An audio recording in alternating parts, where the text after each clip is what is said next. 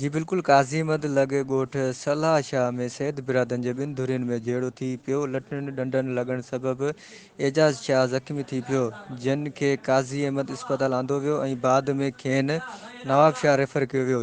ज़ख़्मी थियल जे भाउ एजाज़ शाह ॿुधायो त भाउ मथां मासूम शाह, दिलदार शाह, मोहम्मद शाह, जब्बार शाह बिना जवाज़ हमिलो कयो ऐं खेनि ज़ख़्मी करे फ़रार थी विया।